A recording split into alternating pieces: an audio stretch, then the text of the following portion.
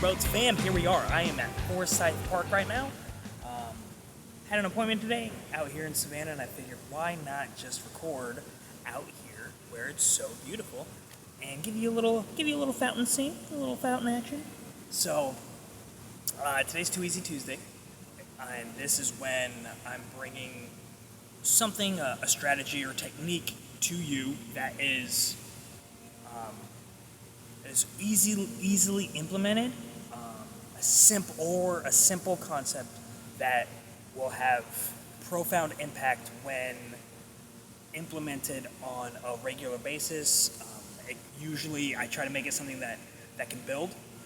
So once you implement it, then it builds on the other skills that we're talking about, and it's you have the returns on the investment for this are high. So it's something that doesn't expend a lot of energy or time or focus, but will give you a lot of return back on the backside. So today we're going to be focused on what's the next right thing. So this is a direct steal. The phraseology came from, I just went this weekend with my kids to see Frozen 2, and that was like the theme of the movie. And not to give any Frozen 2 spoilers, because it's still in theaters. So, but one of the themes of it, and that's as far as I'll take it there, is do the next right thing. And the premise is when the chips are down and you're not feeling it, you're in a slump, then what do? And you can't see the future in front of you the way that you were able to see it before, and everything's dark and ominous, and your motivation's down. Then what do you do? And what they say in the movie is do the next right thing. And so that was actually something that I've been working on. It wasn't with that. To me, it was like working through how do you work through the slumps. So one of the things that I think it's important to identify is the fact that we all slump, right? We all have slumps. We all have down days and down times. And to not acknowledge that is to not align yourself with the reality of your life. It's not to say that you display it to everyone, and maybe you're the type of person who shows up every day, and regardless of the way that you're feeling, you give the presence your full energy, and you're there, you're locked in, and that's great. I think that's fantastic to be able. That goes kind of along the lines of fake it till you make it. But what I'm talking about is the fact that slumps are universal, and if you're acknowledging the fact that they're universal, then you need to come up with a plan for how to address it when they do come up, because failing to plan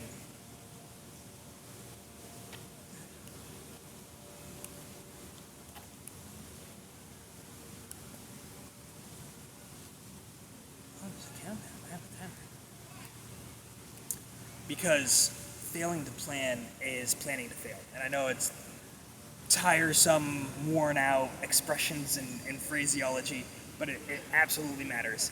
And it's absolutely real. These cliches exist for a reason, like I said before. They wouldn't be cliches if there wasn't power and truth behind it. So, if you are failing to plan for these slumps, then you're guaranteed to fail.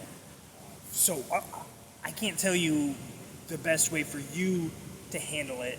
I can provide you with an example or a template from what I use to best manage these times. And it's particularly important right now because we are entering the time of year when our New Year's resolutions are going to be challenged, where we are going to fall back on our old habits and the new ones that we've tried to establish. Your life that you were living before is going to come up and start to challenge the life that you were living before, and that is concurrent. Your job and your family and everything is going to continue to demand in the way that it's demanded before, and sometimes it's going to be more in some areas, and sometimes it's going to be more in others.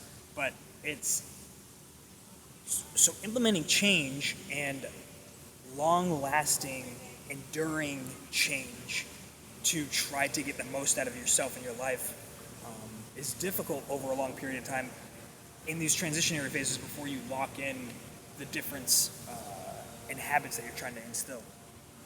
And so if you're trying to lock in those new habits if you don't acknowledge the fact that you're going to hit slumps with it, then, and like I said, you're planning to fail. Like, you're guaranteed to lose it once these slumps happen, because a lot of times those self-help coaches and everything, they're going to come up and they're going to say, they're going to talk about the beginning, they're going to talk about the origin, getting the motivation to get there, and all of that's super important. I'm all about that stuff too. I'm a huge fan of origin stories in all respects. So, but it's not a lot of people like to talk about the where the rubber meets the road and where it gets difficult. Because yeah, it's difficult to break away from the habits that you've had before and to find the new ones. That's kind of exciting. There's excitement there. And so what is missing is, once you get past that excitement, how do you sustain it when the excitement wanes? It becomes part of a kind of a routine, but not enough where it's instilled where it's going to hold up to those slumps, to those really, really hard slumps that we're all going to encounter. And so, when I'm thinking about it, it's when I hit a slump, the first thing that gets ditched or that feels the pain from that slump is going to be creativity. It's going to be like, so for my show, when I'm coming up with new ideas and I'm brainstorming new ways to bring content, and I'm not doing like the basic kind of legwork where I'm editing and processing and that kind of stuff. If I'm writing out script, or if I'm coming up with a new idea for the next training program, then that takes creativity. It takes thinking outside of the box and what's the best way to do this. And so that's one for me that's very hard to schedule and to lock down a time that, like, I'm going to do that during this time of the day. That doesn't really work for me too terribly well. But when I hit that slump and I hit that negative push from the world and I'm responding to it, it's not enough to just say, just push through it and just push and keep fighting and go. And like, yeah, no, you should, but you got to have for me, you have to have a better plan, because I can't push through to be creative. I can't push through the negativity to be creative. Like, that part of my brain is just turned off and I'm busy struggling. And the slump can be in something that's completely unrelated, and the spur of it, the cause of it, can be something completely unrelated, but that negativity cascades through like the different compartmentalizations that I make in my life between work and family and relationships and business. One thing for me is that a significantly negative event from that can cascade through all of them, and so things completely unrelated to the show can be negatively impacted by other aspects of my life. Or if I just hit something I don't really know why, then it can affect it as well. So, how do we best address these slumps with our actions? How can we battle through that in a way that is tangible and practical versus just saying, just fight, just show up, just do it. So for me, while the creativity aspect of things gets really, really bogged down when it comes to time, the time when I'm in the funk, the thing that doesn't get bogged down is like a lot of the nug work, like the real, like the nitty gritty stuff. If I have the creativity stuff already laid out and I just need to implement it, or I just need to edit some video, or I need to write a description of what it is that I've already come up with, or for instance for this, if I'm trying to write a show description for this recording, then that doesn't take creativity on my part. That just takes sitting down and just writing it out. And I have to think about the words and everything, but it's not. I can work through that in a funk better than I can come up with the content of what I'm going to talk about today. So that's the way that I find a way to work through those funks, is that, one, it's important to be productive, because a lot of times, like I said, if the funk comes in and it's specific, or if it's not, either way, if it's specific or not specifically created by something in your life, it can be broadened. The funk can be broadened and felt even more thoroughly, and you could sink deeper into it if you let it impact those other aspects of your life negatively. So if I stop creating, if I stop producing, and I stop getting the victories for the show, then that's going to, and it's because of the funk that I know, I'm like, oh my gosh, this is my fault, and I could be showing up, and I could be doing this, and I'm not, and now I'm not creating, and now I didn't get this published when it was supposed to be, and I didn't get my objectives met when I was supposed to. All of that can further that slump and that mental funk and fog. So it's so important for me to continue to work during those times. And so I've created a system for me that works really well, where I have that nug work. I'm like, okay, I can lean back. I have the creativity stuff lined out enough where I can get through 3-4 days consecutive of being in a funk, and as I'm creating, or not creating, but as I'm getting work done on that nug work, I'm getting little victories, and those little victories are actually actively combating that funk. And as I'm getting those victories, then I start to get the motivation back, and that motivation and resilience starts to overcome the funk that I'm in. So, but that sounds great and fine and dandy, but you have to, you're thinking, okay, well, that's cool because you already have that stuff laid out, and it sounds like a lot of groundwork in order to overcome those obstacles. And like, yes and no. There is groundwork that is required, but it's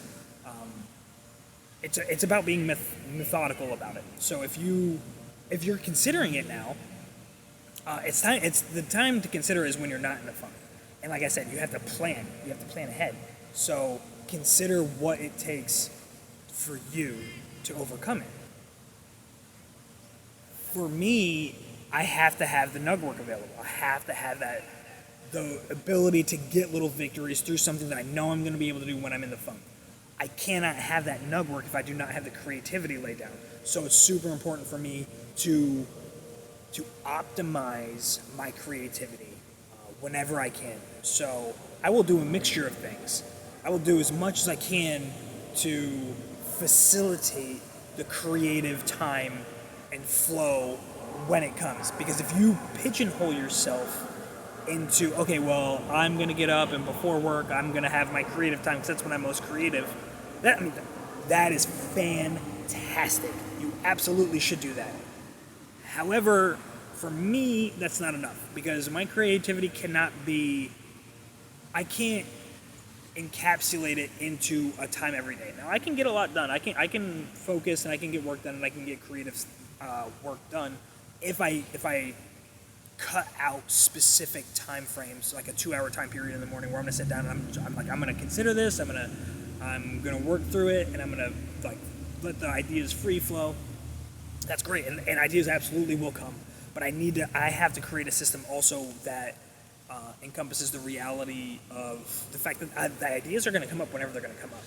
So if I wake up at 3 in the morning and I have that idea that I've been waiting to break, and I've been in a holding pattern waiting for something to come up, and it finally hits at 3 in the morning, and I don't have my life situated in a way that allows me to easily take advantage of that and jump on that opportunity, and then it fades away and it's gone. And you remember, I've had this happen enough times where it spurred me to change my life, where I wake up and I have a groundbreaking idea, something where it's like it hits me in the head and I'm just like, oh my gosh, that's it, that's the thing.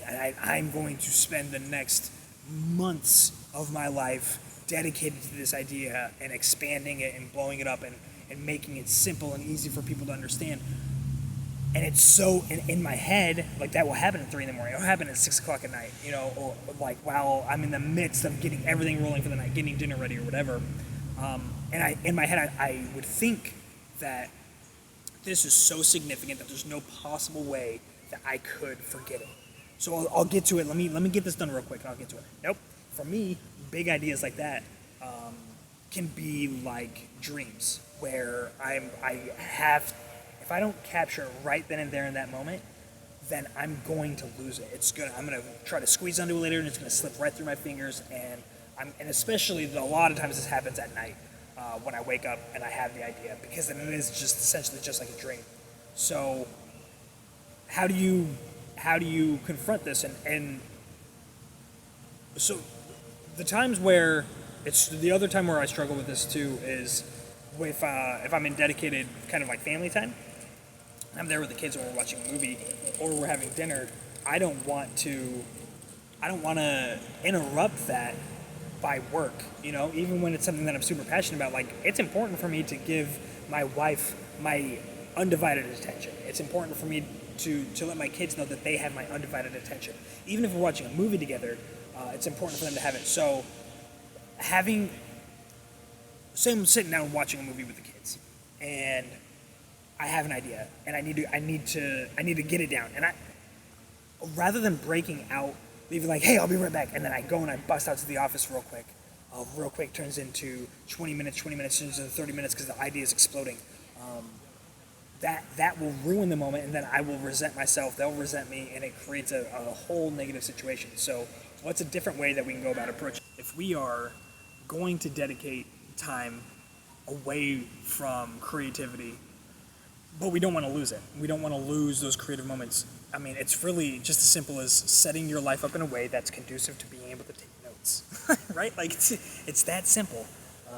But you have to do it. It has to be a conscious thing. And honestly, the more conscious that you are about it, the more, for me, like, it created more opportunities for ideas to come up. And so I would start to think more, my mind would allow more creative thoughts to happen throughout the day than it did before. It's like I gave myself permission, and it was simply by doing two things. I keep pens and notebooks littered throughout my house. My kids will tell you, they're like, I'm like, you guys got to clean up. They're like, what about all this? I'm like, no, don't touch that. Don't touch the notebooks, because I want a pen there, I want paper there. So I have them in my kitchen, I have them in my living room, I have them in the hallway, I have them in my bedroom, I have them in my car. I'll put them in my backpack when I go to work. I have them everywhere. And then also and that's really secondary. Most of that's secondary, because my primary means is through just like a Post-it note app on my phone. And so, gotta love dogs. It sounds like he's dying. But through a Post-it note app. And all I do is I'll go in there and I'll make a title. I'll go in there, I'll write a very imperfect sentence about it. So I will write an imperfect sentence, and the goal is simply to get the idea down. If I get enough down in 10 to 15 seconds, I can get the basic idea that I'll be able to reference back to, and that's essentially what I need to do. And that's it. And then that allows me to be creative at any point during the day. Not have to cordon it off. Now, like I said, there's nothing wrong with cutting out 2 hours. If you can do that, that's amazing. But what is important to do is to be able to facilitate those thoughts at any time of the day, so you're not limiting yourself. You're not cutting off those great ideas as they come up. It's so important to be able to do that.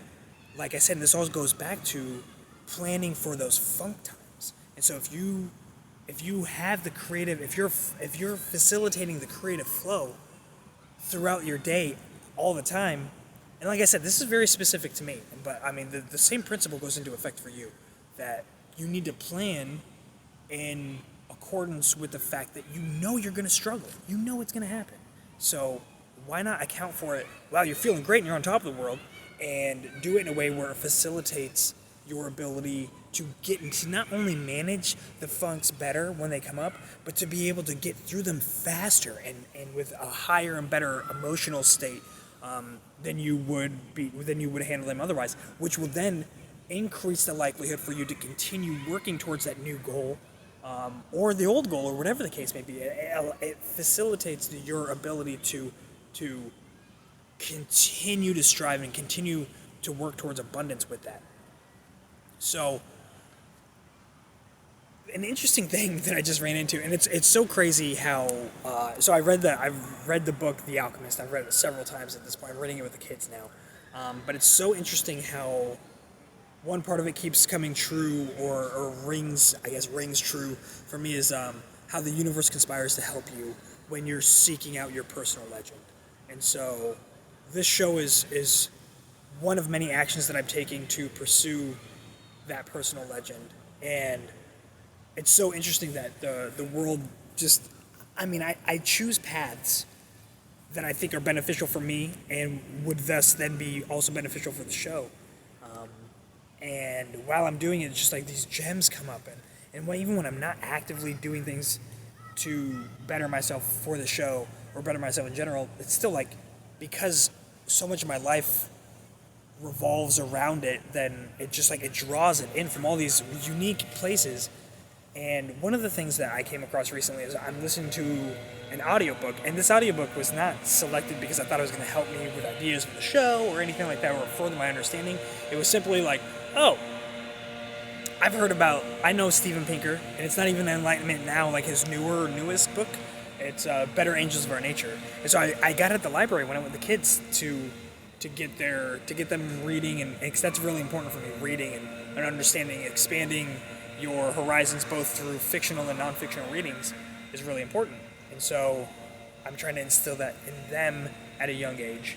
And so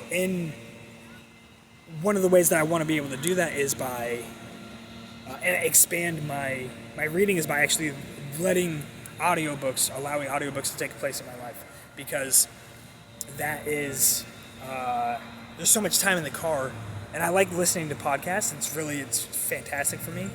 But there's so many books out there that I feel like my time for reading is shrinking when I need to be adding more into the reading list. So one way I'm doing it is by listening to audiobooks. So I decided to get this book in an audiobook form because it was there. I wasn't even seeking it out. I literally just went over to the audiobook section in the library, and I saw it, and I was like, oh, Steven Pinker, Better Angels of Our Nature. I've heard this reference. Okay, yeah, all right, I'll do it.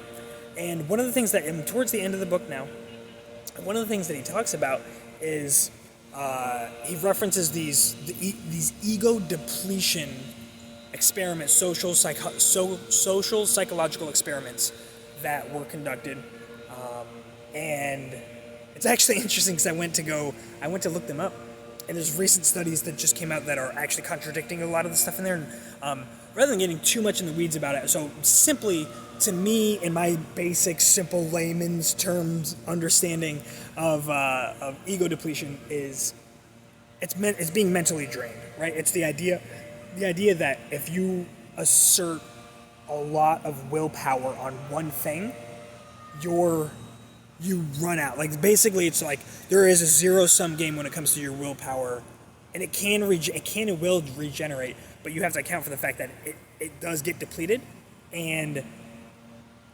while you're depleted, there will be negative impacts on your life. And so to me, this is relevant because it has to do with being in a slump. I think a lot of the slumps happen because can be spurred because of ego depletion. And so one of the things, like I said, and I try to make it simple, and because we hear ego and then we think like, oh, he's got a big ego, she's got a big ego. You're really braggadocious, and you're arrogant and overconfident and things like that, or maybe even appropriately confident, but you're a lot, right? You're a lot to deal with. That's not what they're talking about. It's about like cognition. It's about an almost higher level or like moral level cognition, and how that is impaired by the use of your mind, like energy power, your willpower towards a specific event. And it's really basic stuff too. It's really the way that the scientists actually went about depleting people's willpower was like, it was stupendously simple things that significantly depleted our willpower. So some of them were things like brushing your teeth with the wrong hand, right? Like, because you're having to consciously think about the fact that you about how to effectively brush your teeth. And one, it's not something that you've done habitually, and two, it's not, you're not as coordinated, so it takes more mental power to do that. And there's other things like writing a paper on or writing a convincing speech on why tuition rates should be raised, right? And so like, and then another one where you write a paper about the day in the life of an obese person who, without using any stereotypes, right? And so the idea here is basically that you're having to battle against the shortcuts that you would be using in your mind, right? And so and when you eliminate those shortcuts, then you're using more of your willpower. And then they would test other things once their willpower is depleted, and they saw that if they did the test when their willpower wasn't depleted, or after the willpower depleting tests. And some of them are stuff that we've done before, just fun games or whatever that you've done in a class, like the color test, where there will be words written down, typed out, like the word green will be typed out, but it will be typed in a red font, and it will say the color of the font of the word, and not the word itself. And you can do it. People can do it, and it can take time, and some people are more efficient than others, but it drains that energy level, that willpower. And so one of the things that the test asserted was, this is where I'm going to get a little bit into the weeds, but I'm going to jump right out of it. This is the area that was contested and deemed to be not accurate. Was they were talking about glucose levels in the brain, and how your brain uses the glucose in order to process, and that it's actually the depletion of that is what leads to the ego depletion, that the negative impacts of it. And they come out with recent tests that basically said that it was a bunch of bullcrap. But that's so without getting any more into the weeds about the study and all that, I'm not concerned about the glucose level and like the amount being specific and saying, oh, you specifically lose this much willpower when you're doing this type of task. Rather than being concerned with that kind of stuff, to me it's the same idea that courage is a muscle. And so if the more that you act courageously in little ways throughout your life, the more situations that require you to act in a way that is courageous or brave, where you have to make decisions that you are scared of the outcome, and you make a choice in the face of it anyway. The more times you do that little bit by a little bit, the easier time that you're going to have with it when you're actually dealing with a significant emotional issue, versus if you keep yourself out and you keep yourself in a safe space. A lot of the time you're going to have a lot more difficult time managing those big time situations where a lot of bravery or a lot of courage is required. To me, this is the same thing. I mean, some of the negative fallout from this ego depletion are simply you let off on the grip, the grasp strength, or the grip strength during a handshake, right? It's not that significant. Or is it? You're talking about the impact of your first impression with somebody. People talk about the importance of a first impression. You only get one. And it's you. I've heard this, I think it was through the interview that I had with Mario Fox, where he talked about it takes 7 follow-up encounters with somebody to overcome a first impression, or to differentiate yourself from the first impression that you made. So if your grip is weak and someone interprets that as you being weak, it will take you 7 more interactions to overcome that thought process on their part. And what's the likelihood that you're going to have 7 more interactions with that person? Probably slim. So it's important to, if it's important for you to make that positive first impression, then it's important to be able to grip as long as you would like and not give up early, because your ego is depleted and because you're mentally trained. So, but it's for things that are innocuous to that level to other aspects of your life that can be fairly significant, like the willingness to negotiate on price, or the willingness to pay a significantly higher price for a car, an attractive car, watch, or boat, when your ego is depleted.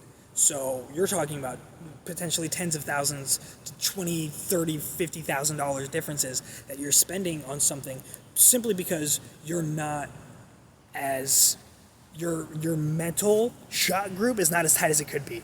To jump into military phraseology, that's and so it's very important to identify that, and then you consider ways. Okay, well, how do we? If we're talking about, like, when I talked about courage, you're thinking about, okay, well, I could volunteer for speaking engagements. I could do things that kind of scare me. I could, sign up for lessons to teach me how to cook if I've never cooked before. And you're challenging yourself to new things. A lot of those same things can actually apply. Will actually help in the same category as when we're talking about ego depletion and being able to strengthen your ego in a way where you're not going to fall into these traps. Because some of the things that concern me is that when I think about my ego depletion and things that I've had fallout with or that I'm not consistent with, sometimes it's with my kids and like upholding rules. Like they'll do something, and when I'm on my game and I'm not mentally drained, I'm like, hey, don't do that. This is why you don't do that. You respect your sister, blah, blah, blah, blah, blah, whatever the case may be. And when I'm not, I'm just like, sometimes I'll just let it go and I won't say anything. Someone's like, stop it. And they're like, well, why? And I'm like, well, because I said so. I feel like because I said so is a clear indicator of ego depletion, because we're not having the energy to actually explain to our kids why we want their behavior to change. And it's such an opportunity for growth that why not take full advantage of it when you can? And it's because we're drained.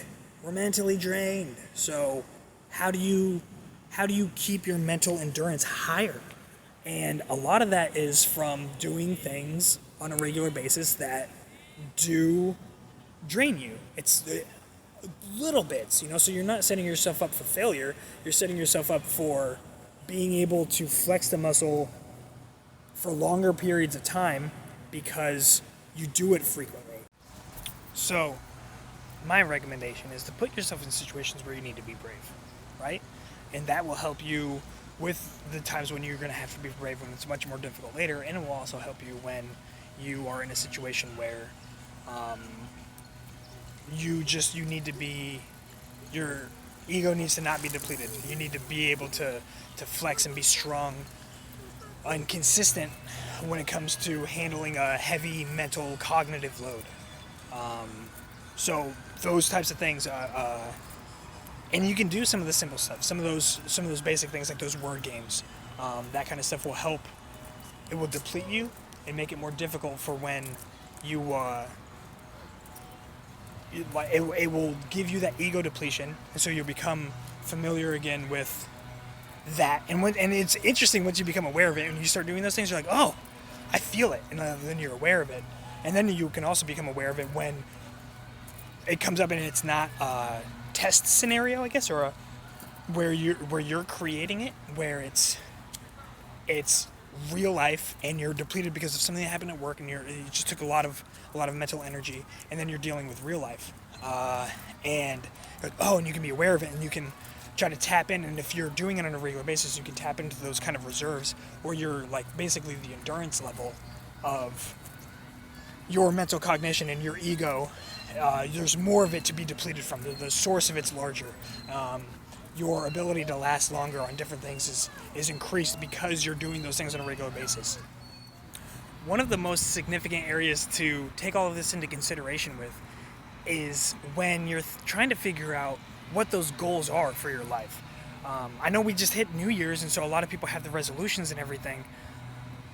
But hopefully you're not just looking for creative solutions and new ideas and setting life resolutions just around that day. Hopefully you're constantly kind of considering it.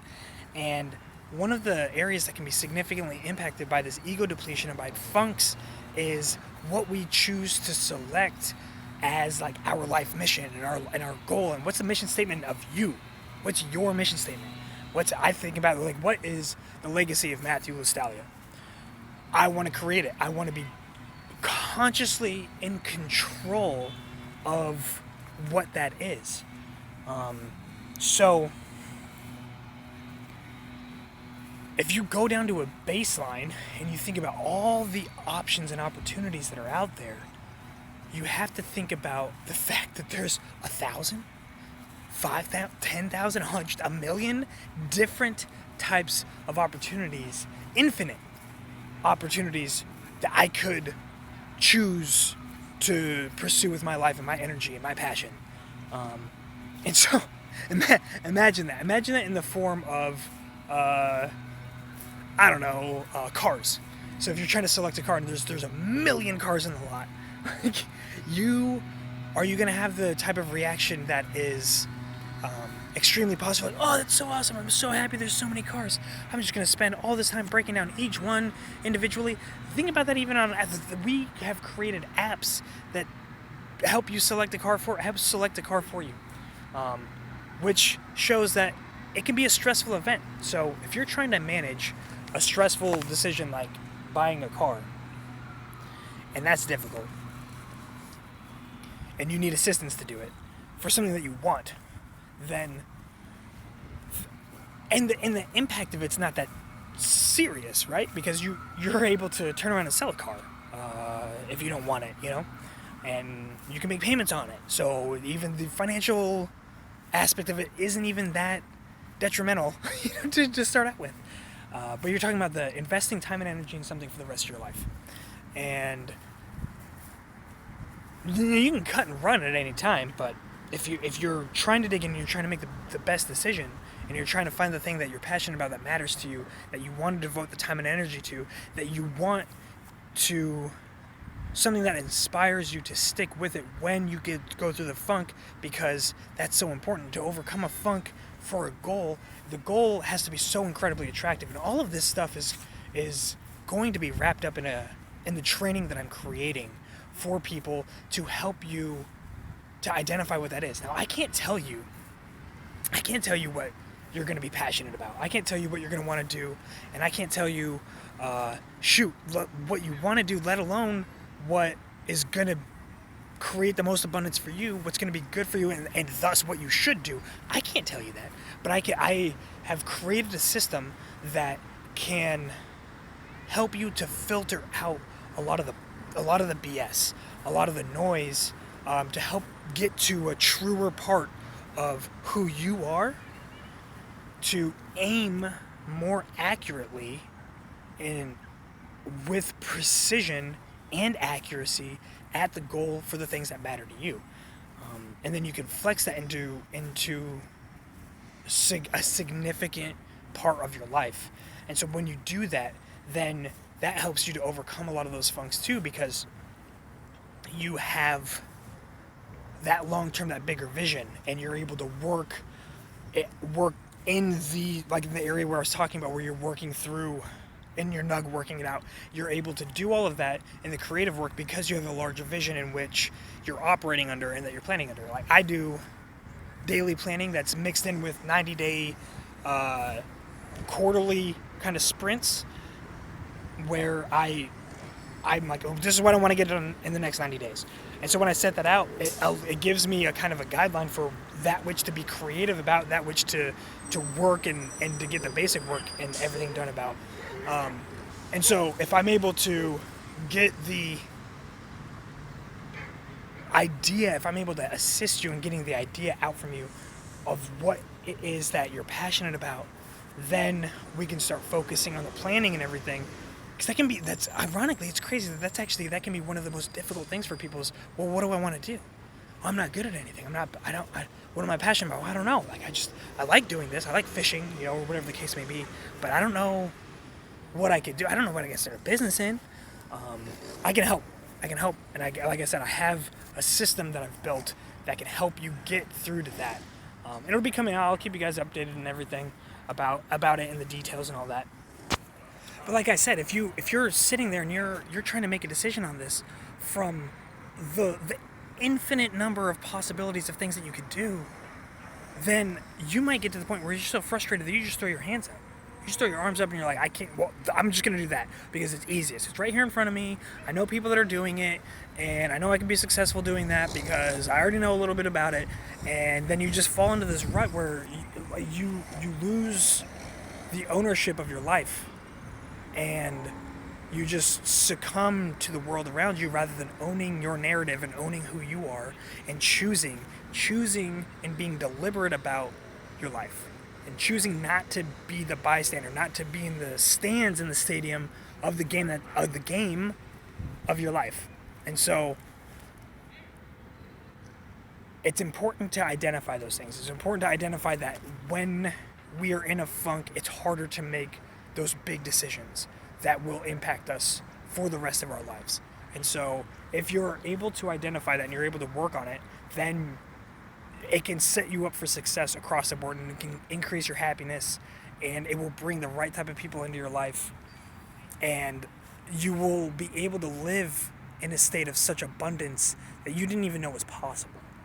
And it will come in ways that you had no idea your life could incorporate. It's a beautiful thing once you take that step, but you have to take the step, and you have to do it understanding the mental load that it's going to put on you and what you're going to have to do in order to overcome those obstacles. And one of the easiest ones to identify is, you know that you've been in a slump. You know you've been in a slump with things you don't want to do. So, and with things that you've liked before in the past. The slumps happen, and there's a reason that you're not playing guitar anymore. There's a reason that you're not in flag football league or whatever the case may be. You hit a slump and then you let it overtake you. And so it's extraordinarily, inordinately important that you identify the fact that you're going to hit a slump, and that you need to plan for that. You need to have a plan in place that is going to carry you through those mental fog moments, those slump times. Because if you don't, it's going to be really hard to overcome. You're going to fall back in to the old habits that you had before that are creating the level of abundance that you have now. And maybe that's high. Maybe the level of abundance that you have right now is supremely high. And so falling back on it isn't that terrible. But is your life perfect? Do you have everything that you could have in emotionally and in your relationships? And because I'm not just talking about material goods, but there's room for improvement. There's room for more abundance than we have now. Otherwise, what's the point in living? If you're perfect and you're good to go, then cool, man. Then this show's not for you. Good job, proud of you. Second coming. Most likely, there's areas that you can improve on, and if we want to see real growth over our lifetimes, planning for the hard times is a must. And so, do it. And I will be coming out with training that will assist you in identifying and targeting and proper aiming and overcoming these. And so hopefully this little tidbit of information on how I overcome some slumps and some of those mental fogs, and how I've able to incorporate techniques about ego depletion, hopefully that's helpful, and you're able to incorporate some of those things into your life. And with the goals that you have going on now, especially like I said with New Year's here, and we're in that particularly fun time, right, where we're going to start getting challenged. If you haven't been challenged yet, it's coming. You give it a couple of weeks, because what's the stat? It's most people give up on their resolutions by the end of February. And to me, when I heard that, I was surprised. Not in the sense that it was quick, in the sense that I was like, that's a lot longer than I would have anticipated for people holding on to their goals. So with that being the case, we're halfway through January, so you might still be, hopefully I'm catching you when you're in this super positive swing, and you're still incorporating and knocking out all of these new habits and bringing me into your life, and you're still passionate about it, and you haven't hit that fog or that funk yet. Because if that's the case, this is the time to plan for it. This is the time to know, I'm going to hit a crap point. I'm going to hit a point where I'm not going to be able to put any work towards this for 3 days, and how am I going to handle that? I'm here for you. I got you. So if that's the case, implement it and make your plans now, and I appreciate it. Thank you so much. I know that there's a lot of changes with the show this year, and there's going to be less of a focus on making sure that there's an interview for you guys every week, but there's going to be I'm going to start making sure that there's additional productions for those that want to join the group, that actually want to come in the group and participate with us there. I'm going to make additional recordings for you, just for you guys, and I'll make add-ons to other videos and stuff to make the group a little bit more fun. And so if you wanna be a part of that, then come onto the group. Other than the consistent ones are still going to be Tuesdays and Wednesdays, and then, like I said, if you're in the group, then you'll get some bonus content every week as well. So it's coming up. Big changes are coming. I got training programs coming up, and there's a lot of really cool, awesome things that are going to be coming in 2020. So I'm glad that you're here and ready to experience it with me, and I'm excited to go along this journey with all of you. Thank you so much, and I will see you here tomorrow.